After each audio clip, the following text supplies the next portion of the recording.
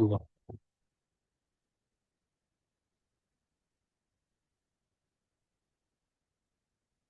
بسم الله الرحمن الرحيم. الحمد لله رب العالمين، صلى الله على سيدنا محمد وعلى آله وصحبه أجمعين. رب اشرح لي صدري ويسر لي أمري واحلل عقدة من لساني يفقه قولي.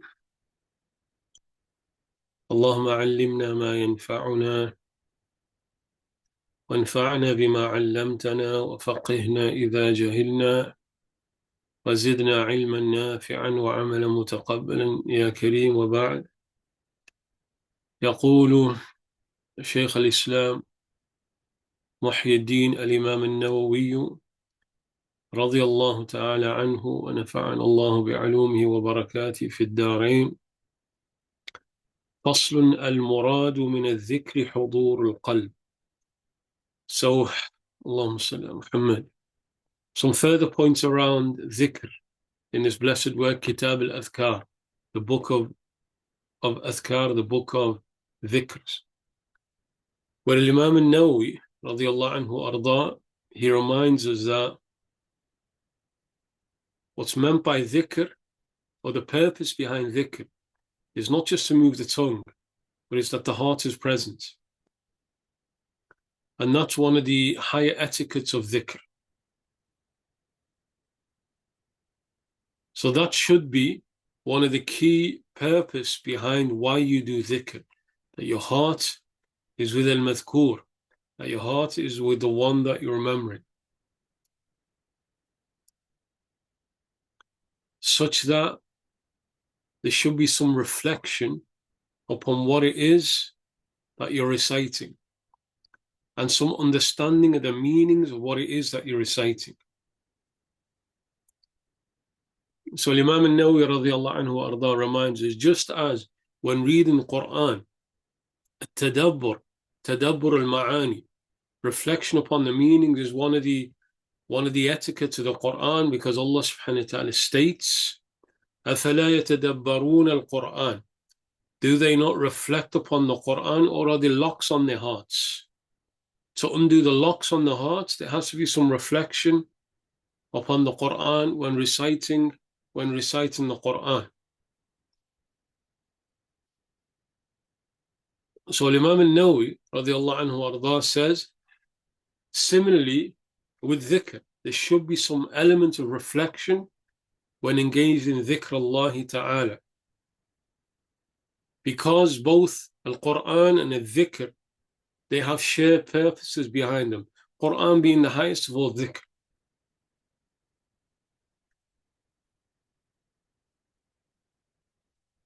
And then,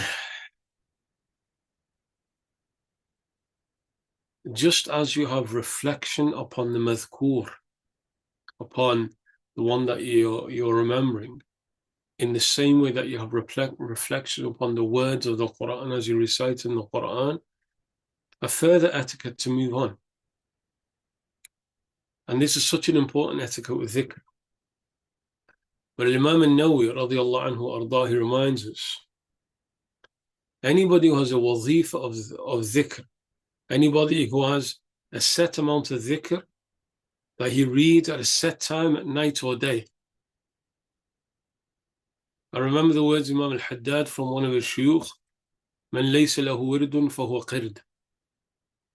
Anybody who does not have a wird, a set amount or a set time, he doesn't have that fixed amount, he's a monkey. Man laysa lahu wirdun fahuwa qird. Bahima min al-bahaim, that person is an animal in nature.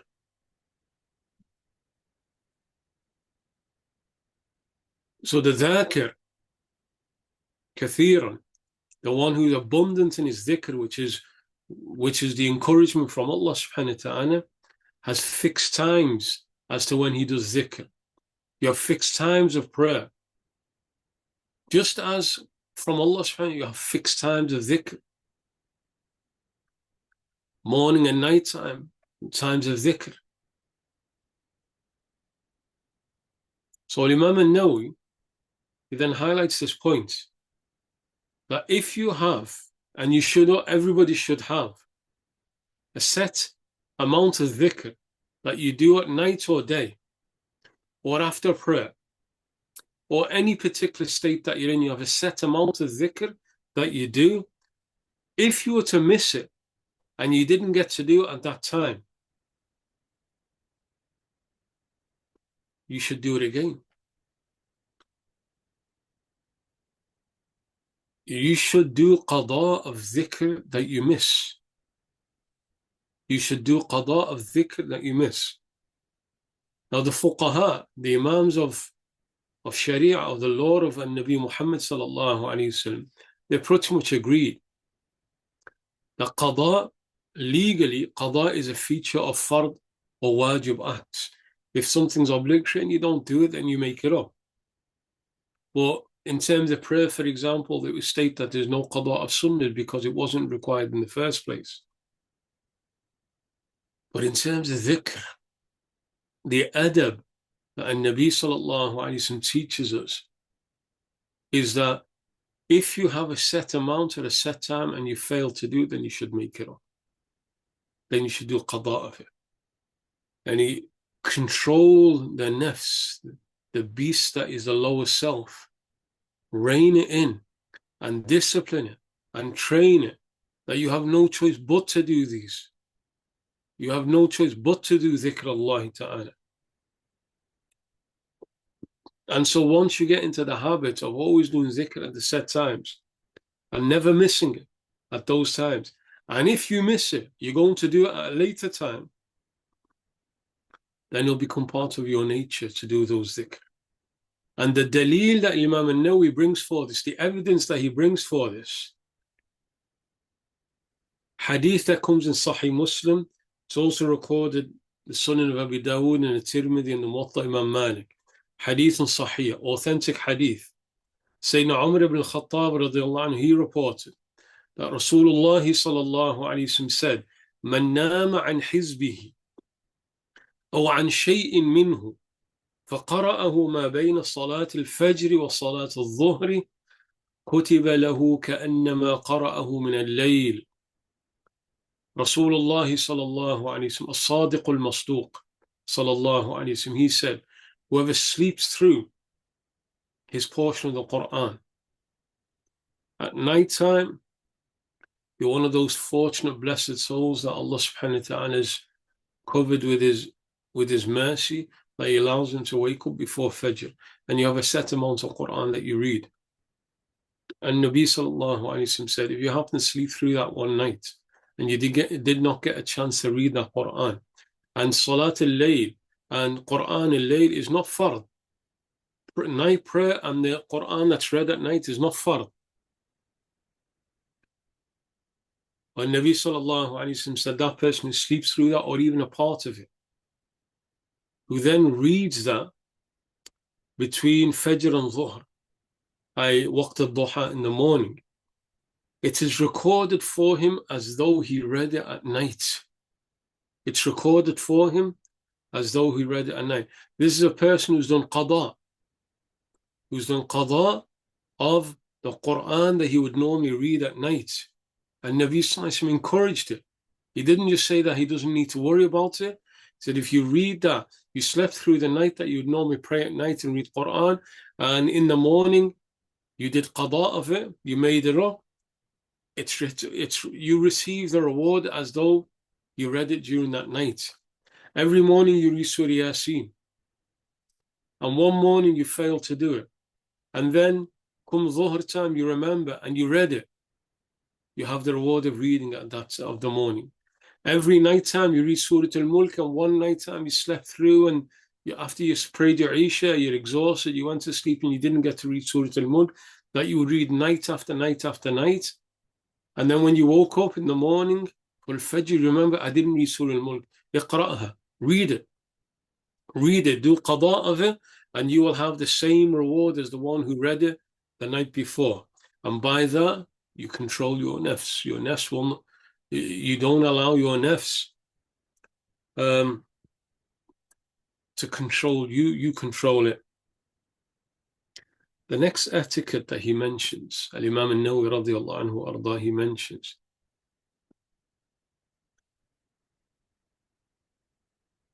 he said, any dhikr that a person is required to do, whether it's in prayer or out of prayer, whether it's wajib, yani fard, or mustahab. The highest, for example, in salah is the takbir, the opening takbir. It's a rukn, or it's a shart, a condition that you glorify Allah subhanahu wa ta'ala, and it's wajib, you say Allahu Akbar. Then you have the Quran you read, which is fard, one ayah, and Fatiha and a surah, wajib.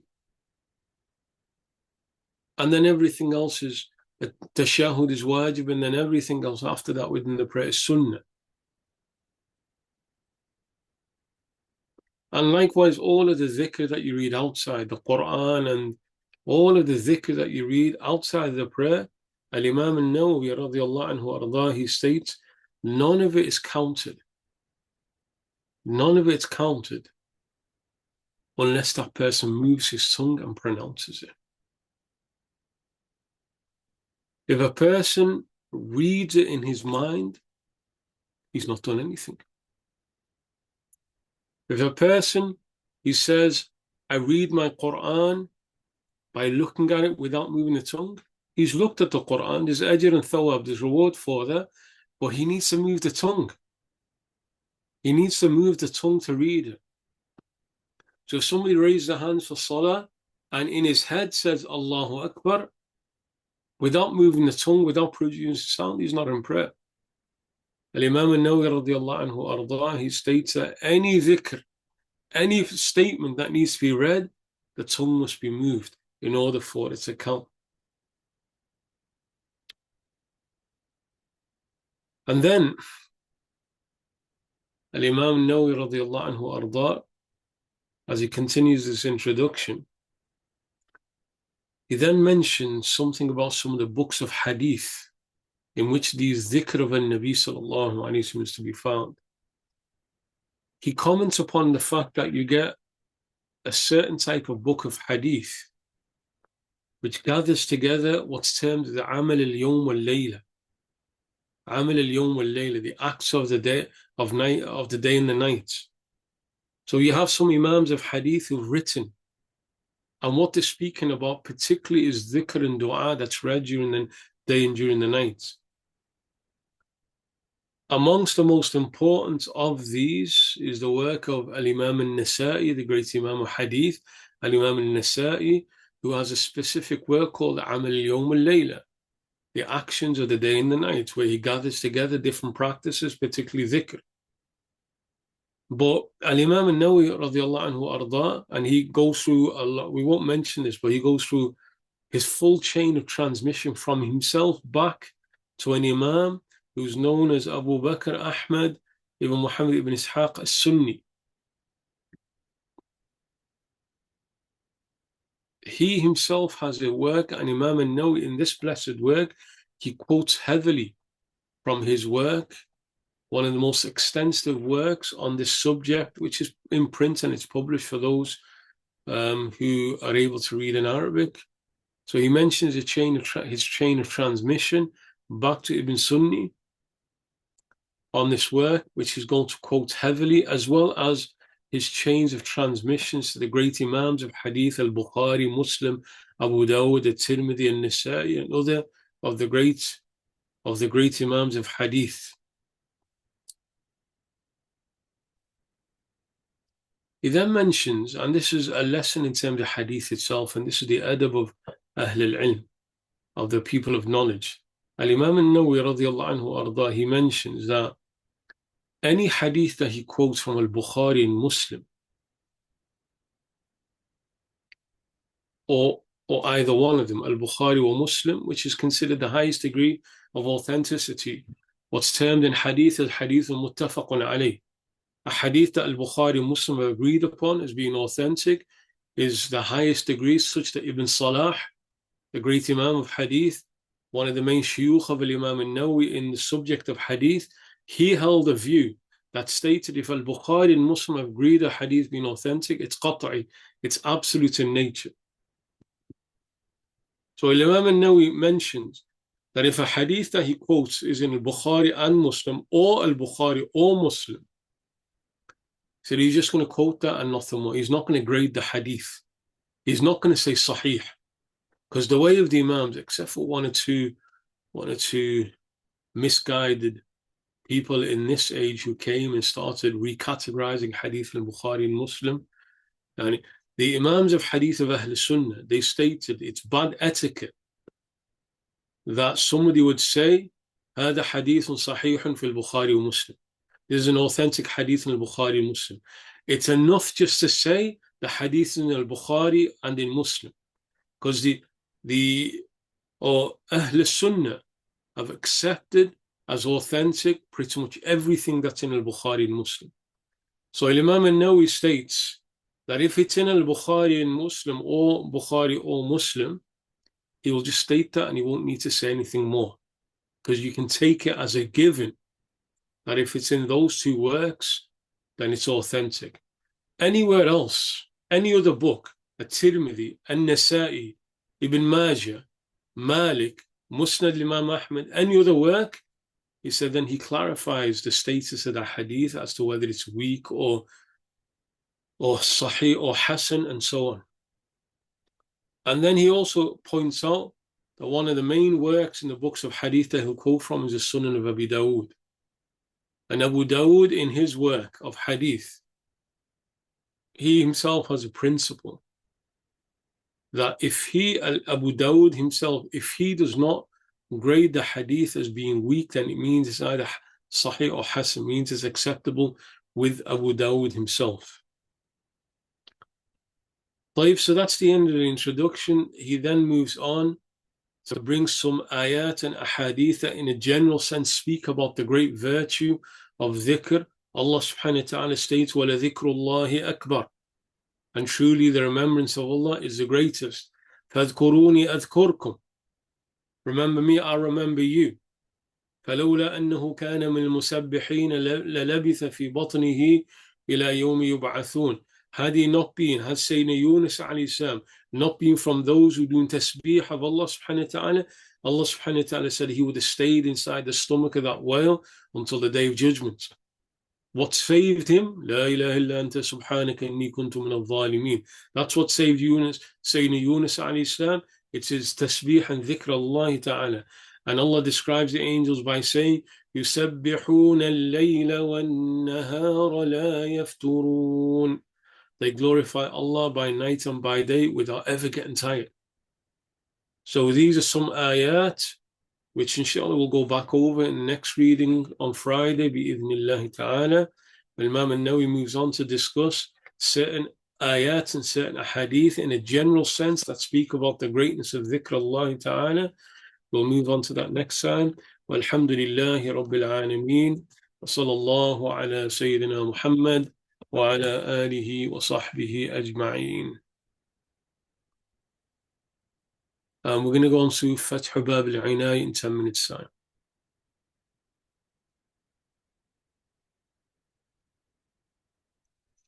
La ilaha